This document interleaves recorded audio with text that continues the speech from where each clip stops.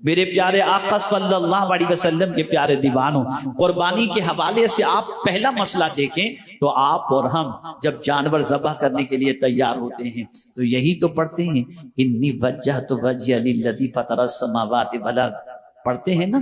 کبھی اس کا مطلب بھی سنا آپ نے؟ کبھی مطلب بھی سمجھا؟ نہیں، مطلب تو صرف اتنا ہے جلدی جانور ذبح اور کلیجی گھر پہنچے اور پکا کر کے کھا لیں، یہی تو مطلب ہوتا ہے۔ سنو اس آیت کریمہ کا اور اس جملے کا مطلب کیا ہے؟ انی وجہت وجہی للذی فطر السماوات والارض، اللہ اکبر، میں نے سب سے اپنی توجہ کو ہٹا دی، سب سے منہ موڑ کر اس رب کی طرف میں نے منہ کر لیا جو زمین و آسمان کا پیدا کرنے والا ہے۔ کیا ہماری توجہ قربانی کے وقت اللہ کی طرف ہوتی ہے؟ نہیں، ہماری توجہ اس طرف نہیں ہوتی جس عمل کے بارے میں اللہ کے رسول صلی اللہ علیہ وسلم یہ فرماتے ہوں کہ قربانی کے جانور کے خون کے قطرے کے زمین پر گرنے سے پہلے اللہ تعالیٰ قربانی کرنے والے کی مغفرت فرما دیتا ہے۔ آپ مجھے بتاؤ اتنا بڑا اجر جس عمل پر اللہ نے رکھا ہو، کیا وہ صرف گوشت کھانے کے لیے ہو سکتا ہے؟ نہیں، آئیے میں قرآن کی روشنی میں سمجھاؤں، پیغام قربانی کو سماعت کریں کہ قربانی کا پیغام کیا ہے۔ اللہ اکبر، میرے پیارے آقا صلی اللہ علیہ وسلم کے پیارے دیوانوں، دور جاہلیت کے اندر کفار جب قربانی کرتے تو قربانی کا گوشت کعبے کی دیوار پر لگا دیا کرتے اور اسے وہاں پر خون، کعبے کی دیوار کے اوپر خون لگا دیا کرتے۔ یہ دور جاہلیت کا قانون تھا۔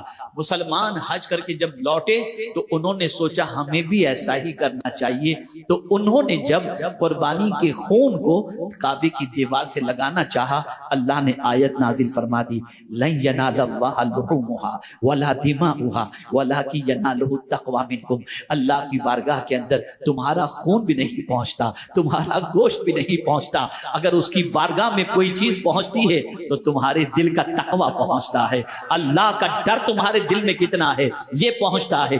اگر قربانی کرنے والا اس نیت سے قربانی کر رہا ہے کہ گوشت کھاؤں گا اور مزے کروں گا، آپ ذرا سوچو اس کی نیت میں کتنا فتور ہے، وہ اس نیت سے قربانی کر ہی نہیں رہا۔ اللہ اکبر، حالانکہ قربانی کے حوالے سے نیت یہی ہونی چاہیے کہ مخصوص جانور کو مخصوص اوقات کے اندر اللہ کے تقرب کی نیت سے قربانی کرنا، یہ نیت ہے اس قربانی کی۔ کس لیے قربانی کرو؟ تاکہ اللہ کا قرب نصیب ہو۔ یہ قربان لفظ بھی جو ہے نا یہ قرآن سے ہے اور یہ عربی ہے۔ میرے پیارے آقا صلی اللہ علیہ وسلم کے پیارے دیوانوں، یہ قربانی اللہ سے قریب کر دیتی ہے، یہ قربانی اللہ کے قرب کی دولت عطا کرتی ہے۔ انسان یہ سمجھ رہا ہے کہ جانور کے حلق پر چھری چل رہی ہے، نہیں، حضرت ابراہیم علیہ السلام نے کون سا جانور خریدا تھا؟ کوئی جانور تو خریدا نہیں تھا نا، اپنے بیٹے کی گردن پر چھری چلا رہے تھے۔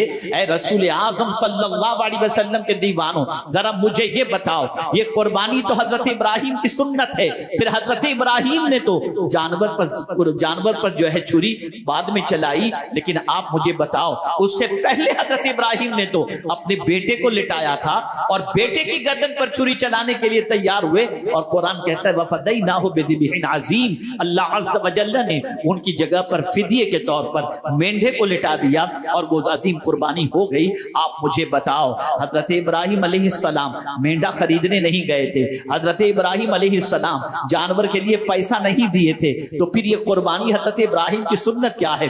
جواب ملے گا، حضرت ابراہیم اپنے لخت جگر کی گردن پر چھری چلا کر یہ درس دے رہے ہیں کہ سنو، جس سے تمہاری محبت ہے ان ساری محبتوں کو خدا کی محبت سے بڑھ کر نہیں رکھنا۔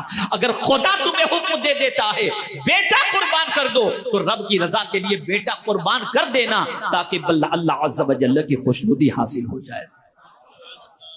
وہ ایک جانور پر چھری نہیں چل رہی تھی، وہ نفس پر چھری چل رہی تھی، وہ خواہش پر چھری چل رہی تھی، وہ ارمانوں پر چھری چل رہی تھی۔ آج کا مسلمان خواہش کا غلام ہو گیا۔ حضرت ابراہیم علیہ السلام نے بتایا میرے بیٹے کی محبت بڑی میرے دل کے اندر ہے، میں نے اسے اللہ سے مانگا ہے، اللہ نے مجھے عطا فرمایا، لیکن اگر میرا پروردگار مجھ سے فرمائے کہ بیٹے کی گردن پر چھری چلا دے، میں بیٹے کو نہیں دیکھوں گا، میں رب کے فرمان کو دیکھوں گا، پالنہار حقیقی کے فرمان کو دیکھوں گا۔ یہاں سے ایک مزاج ملا۔ قربانی کا سب سے بڑا پیغام یہ ہے کہ تم صرف جانور پر چھری مت چلاؤ، اپنی خواہشوں کی پیروی پر بھی چھری چلا دو اور عزم کرو، مانیں گے تو اللہ کی مانیں گے، اپنی خواہش کی کبھی مانتے ہوئے نظر نہیں آئیں گے۔ ہم نے خواہش کو اپنا معبود بنا لیا، ایک خواہش پوری نہیں ہوتی دوسری خواہش جنم لے لیتی ہے، ہم خواہش کے غلام ہو گئے، اب نفس کے غلام ہو گئے، اور اللہ کی بارگاہ میں یہ گوشت اور خون نہیں پہنچتا، تقویٰ پہنچتا۔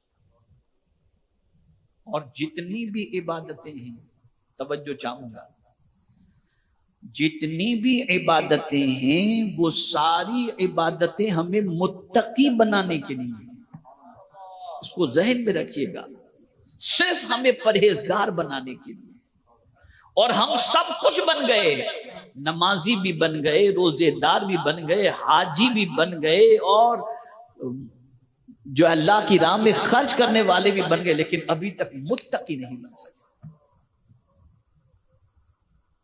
متقی نہیں بن سکے۔ جس مقصد کے لیے عبادتیں ہیں وہ مقصد ہم حاصل نہیں کر سکتے۔ کیا کبھی آپ نے ماہ رمضان کے روزے کے مقصد کو دیکھا؟ کتب علیکم الصیام کما کتب علی الذین من قبلکم لعلکم تتقون۔ روزے اس لیے فرض کیے گئے تاکہ تم پرہیزگار بن جاؤ، تاکہ تم متقی بن جاؤ۔ سفر حج کے لیے جا رہے ہو، زاد سفر لے کر کے جا رہے ہو، لباس پہن کر کے جا رہے ہو، وہاں بھی قرآن کہتا ہے اگر تم جاننا چاہتے ہو کہ تمہارا حج کے سفر کے اندر زاد سفر سامان سفر کون سا بہتر ہے، تو قرآن کہتا ہے کہ سامان سفر کے اندر تقویٰ یہ سب سے بہترین زاد سفر ہے، اور لباس جو ہے وہ لباس التقویٰ خیر، تقویٰ کا لباس سب سے بہتر لباس ہے۔ لیکن افسوس کے ساتھ یہ کہنا پڑتا ہے کہ آج تک ہم متقی بن ہی نہیں سکے۔